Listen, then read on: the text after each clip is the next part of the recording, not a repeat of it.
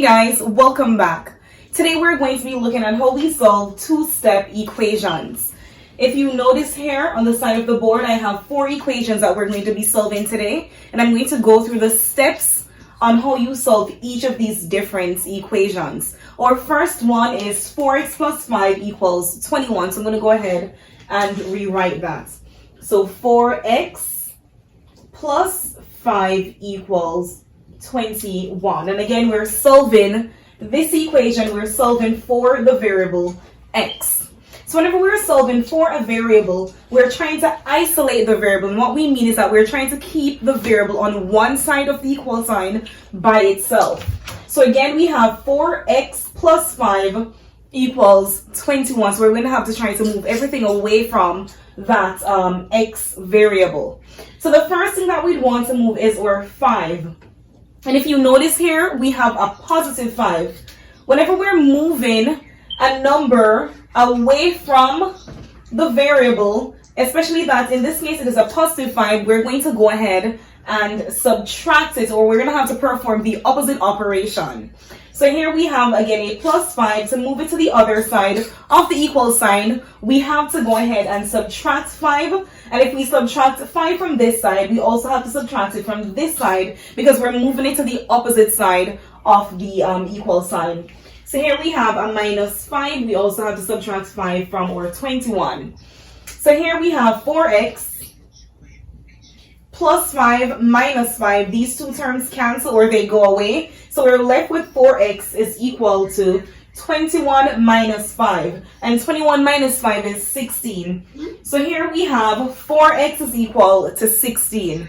So again, we're trying to solve for x, not 4x. So we're going to have to try to move that 4 away from the x term.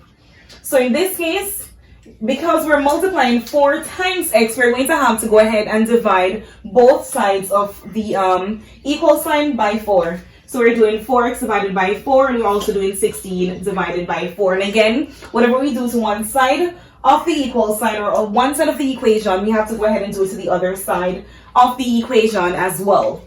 So here we know that the 4 and the 4's cancel. So here we're left with x equal 16 divided by 4 equals 4.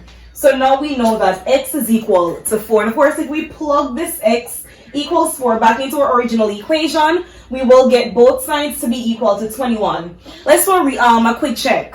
So if x is 4 and we do 4 times 4, that would give us 16 plus 5 is 21, and 21 is equal to 21. Now let's look at our second example. 14 equals a over 4 plus 8. And again, we're solving for that a variable. So if you notice here, we have a positive 8 and we're trying to isolate the a. So we're going to move away the a term first, and then we can move away the 4. So we have a plus 8 here. In order to move it to the other side of the equal sign, we're going to have to again do the opposite operation.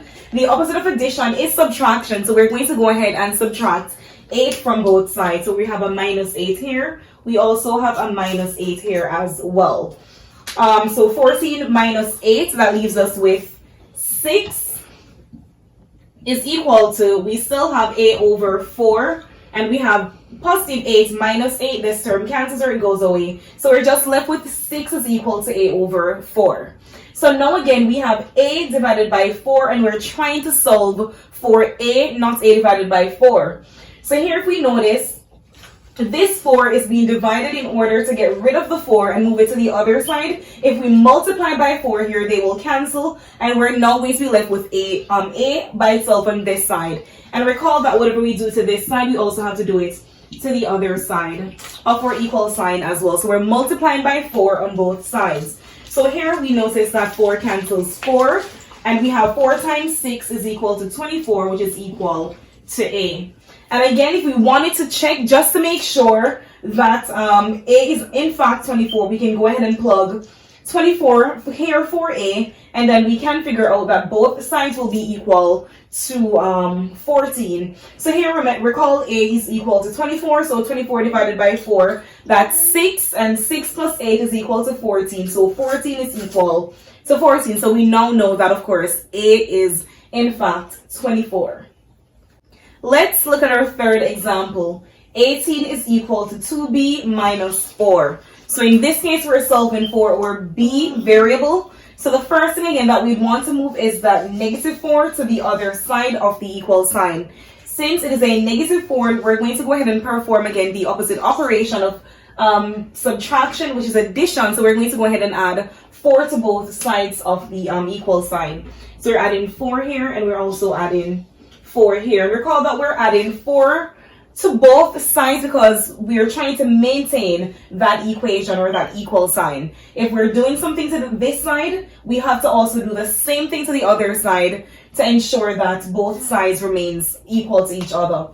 So here we have 18 plus 4. 18 plus 4 gives us 22, which is equal to 2b. And we have a negative 4 plus 4. These two terms cancel. So we have 22 is equal to 2b. So now, since we have a 2b and we're solving again for b, we have to go ahead and divide both sides by 2 so that we can get b by itself. So we're dividing here by 2. We also have to divide here by 2 as well. So 22 divided by 2, that gives us 11, which is equal to, the 2 cancels, so 11 is equal to b. And again, just to check really quickly, if b is equal to 11, we're going to go ahead and plug b here. So if we had 2 times b, which is 2 times 11, which is 22, 22 minus 4 will give us 18, so 18 is equal to 18. And again, it shows us that our calculations were correct. Now let's look at our last example. T over 8 minus 5 equal 3. So again, we're solving for t because t is our unknown in this equation. So again, we're going to have to isolate that t variable. So the first thing that we'd want to move is our negative 5, and we're going to move it to the other side of the equal sign as a positive 5. Because again, remember that we have to perform the opposite operation.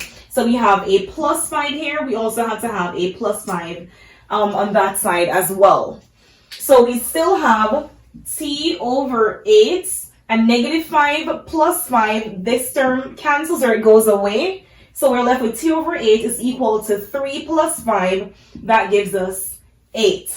So we still have t over 8 is equal to 8. And recall again that we're trying to solve for t, not t over 8. So here again, because we have our 8 being divided by the t, we're going to go ahead and multiply both sides of our equation by 8 so that this term goes away. So if we multiply 8 here and if we multiply 8 here, we notice that this 8 cancels this 8. So we're left with t equals 8 times 8, 64. So our t in this case is equal to 64. And again, just to do a real quick check, if we go ahead and plug 64 for t in our original equation, which says that t over 8 minus 5 is equal to 3, recall that t is equal to 64. 64 divided by 8, that is 8. So 8 minus 5 is equal to 3. So 3 equals 3. And I really hope that this was helpful. And if you guys have any questions, make sure that you leave it in the comment section. And thank you guys so much for watching. Please do not forget to subscribe.